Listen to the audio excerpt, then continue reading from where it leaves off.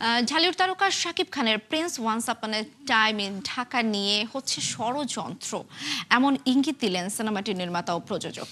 বৃহস্পতিবার এক সংবাদ সম্মেলনে সিনেমার প্রদর্শনী নিয়ে নানা অব্যবস্থাপনার অভিযোগ আনেন প্রযোজক।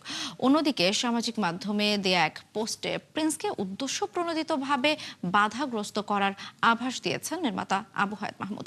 বিস্তারিত আরিফ হকের প্রতিবেদনে। শত্রুর সাথে যে ধান্দা করবে আসন্ন বুলেটের বৃষ্টি।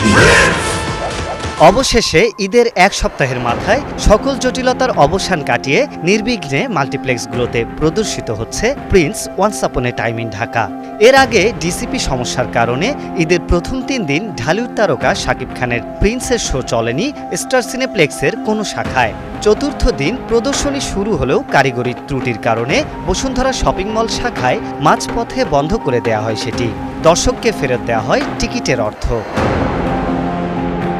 এরপর বৃহস্পতিবার ধানমন্ডির সীমান্ত সম্ভারে এসির সমস্যার কারণে বাতিল করা হয় প্রিন্সের বেলা 1:50 মিনিটের শো। এ নিয়ে তীব্র ক্ষোভ প্রকাশ করে সামাজিক মাধ্যমে দেয়া এক পোস্টে প্রিন্স নিয়ে ষড়যন্ত্র হচ্ছে এমন ইঙ্গিত করেন সিনেমাটির নির্মাতা। ওখানে আমাদের হাউসফুল শো ছিল, 2টা শো ছিল হাউসফুল। সো ওখানে এসি নষ্ট হয়েছে, দর্শকদেরকে টাকা রিফান্ড দিচ্ছে, কাউকে কাউকে বলছে আপনি এসি ছাড়া যদি দেখতে চান দেখতে পারেন।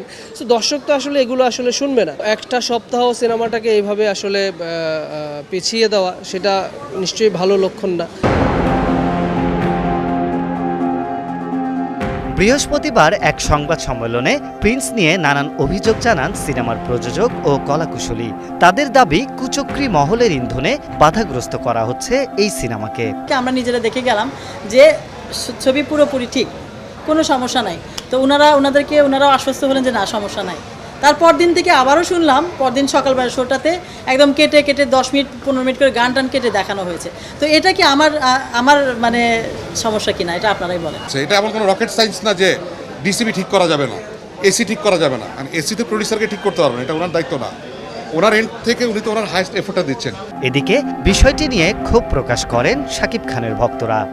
শুধুমাত্র প্রিন্সের বেলায় সাউন্ড সিস্টেম অফ হয়, শুধুমাত্র প্রিন্সের বেলায় ডিসিপি ফাইল সাপোর্ট করে না কেন? এর আগে মুভি চলে নাই? এর আগে এই ঈদ অন্যান্য মুভি চলতেছে না? এই যে ভাই, যে চক্রান্তগুলো শুধুমাত্র শাকিব ভাইয়ের সাথে যে তারা করে এসেছে, তাকে কি দমাতে পেরেছে? আপনারা সাক্ষী, তাকে কিন্তু দমানো যায়নি। এ বিষয়ে জানতে চাইলেও কোনো মন্তব্য করতে রাজি হননি স্টার সিনেপ্লেক্স কর্তৃপক্ষ। অবশেষে সকল জটিলতার অবসান ঘটিয়ে সিঙ্গেল স্ক্রিনের পাশাপাশি মাল্টিপ্লেক্সগুলোতেও প্রদর্শিত হচ্ছে শাকিব খান অভিনীত Prince once upon A time in Dhaka সিনেমাটি। কোনো কুচক্রী মহল আটকে রাখতে পারবে না প্রিয় তারকা সিনেমা, এমনটাই দাবি শাকিব খানের ভক্তদের। আরিফ হক, 71, ঢাকা।